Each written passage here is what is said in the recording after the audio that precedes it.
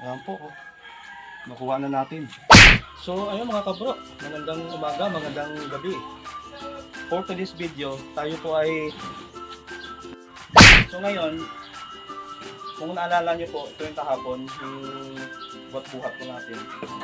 Ngayon, para mapakinabangan, gagawin na lang po natin drill sa bintana.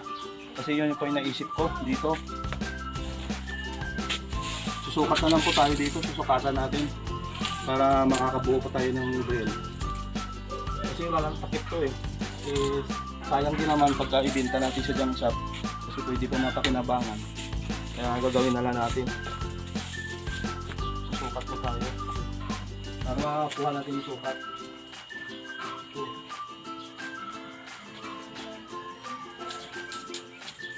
Tapos 38 yung sa ibabaw. Yan.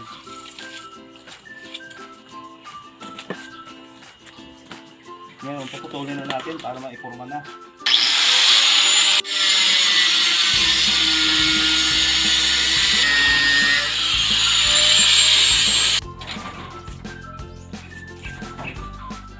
Ayan po. Nakuha na natin. Oh. Yan. Kailangan pa natin maglagay ng bracket para maitornilyo po natin. Yan. Oh, sayang din kapag kinabangan pa natin. So, maraming salamat po. May part 2 tayo. So, ayun mga kabro.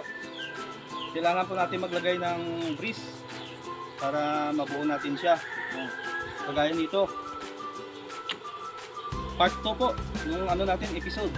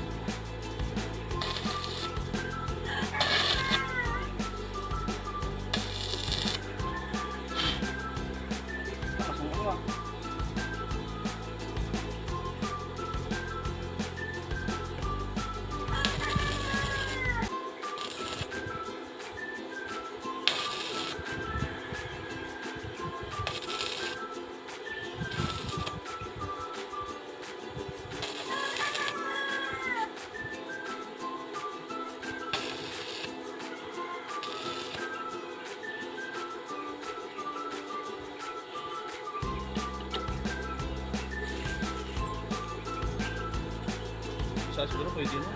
Dalawahin mo? Oo. Bye.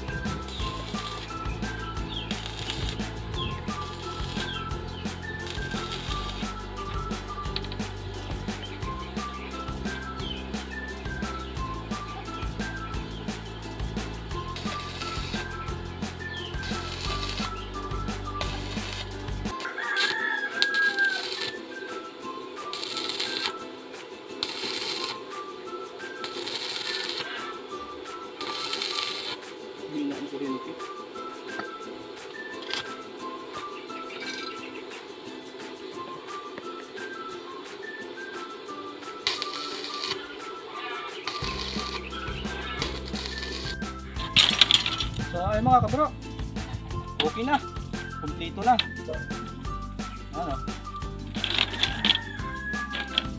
Okay. na-repair po natin. Tamang-tama, napapakinabangan po natin yung na-scrap po natin. So maraming salamat po sa inyong pagsama.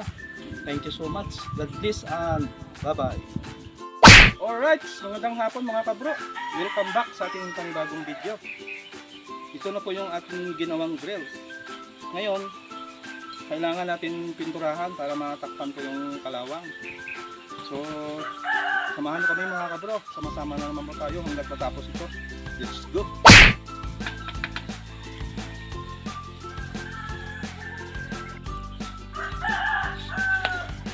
Ito na po yung ano natin, part 3.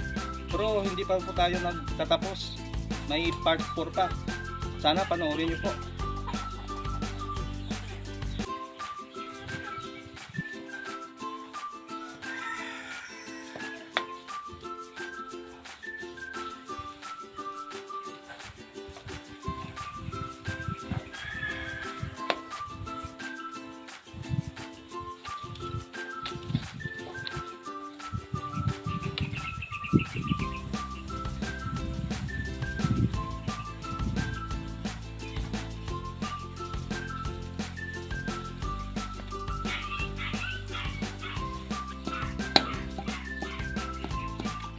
So ayun mga kabro, natapos din natin.